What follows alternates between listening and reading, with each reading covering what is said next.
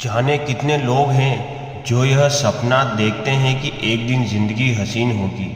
जाने कितने लोग हैं जो यह सपना देखते हैं कि एक दिन जिंदगी में हर खुशी होगी। एक दिन जिंदगी में हर वो चीज होगी जो हमने चाही है। और जरूरी भी है सपने देखना, चाहे कुछ बनने का सपना हो, चाहे कुछ पाने का सपना हो, चाहे कुछ करने का सपना हो। हर आप में एक सपना पलना ही चाहिए। लेकिन अक्सर सपने सच नहीं होते। लोग वह नहीं बन पाते जो बनना चाहते थे। अक्सर लोगों को जिंदगी से वह नहीं मिलता जो उन्हें चाहिए था। कभी सोचा है आपने क्यों? क्योंकि सफल होने के लिए लोगों के कारण बहुत छोटे होते हैं। लोगों की वजह बहुत छोटी होती है। कामयाबी को चाहिए एक बड़ा कारण। दुनिया में हर इंसान सपने देखता है। सपना कामयाब होने का, सपना बड़ा बनने का, सपना अमीर आदमी बनने का, सपना बड़ी कार खरीदने का, सपना बड़ा घर बनाने का, सपना बाहर घूमने जाने का। बहुत छोटे हैं ये कारण, बहुत छोटी हैं ये वजहें। कामयाबी को चाहिए एक बड़ा कारण। अगर आप भी सपना देखते हैं कामयाब होने का, बड़ा आदमी बनने का, छोटी वजहें, छोटे कारण आपको कामयाब नहीं होने देंगे। कामयाब होने के लिए आपके पास एक ठोस कारण, एक ठोस वजह होनी चाहिए।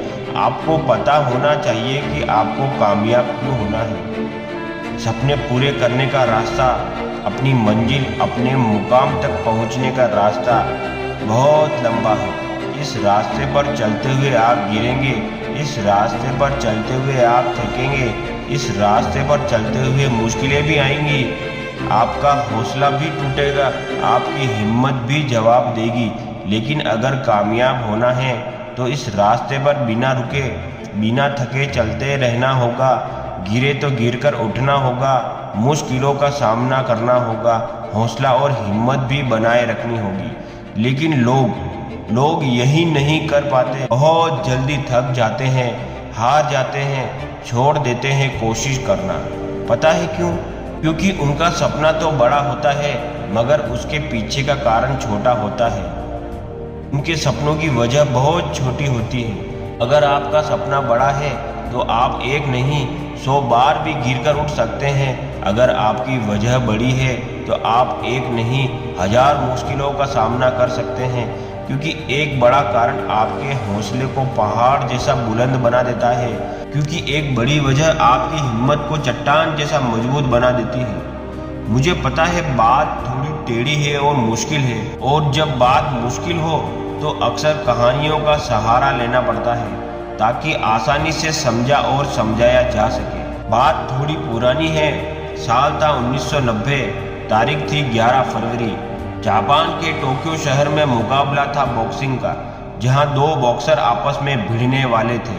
जहां एक तरफ थे माइक टाइसन, जिनके नाम से बॉक्सर थर थर कांपते थे और जिनके बारे में सुना था उन्हें हराना मुश्किल ही नहीं नामुमकिन है।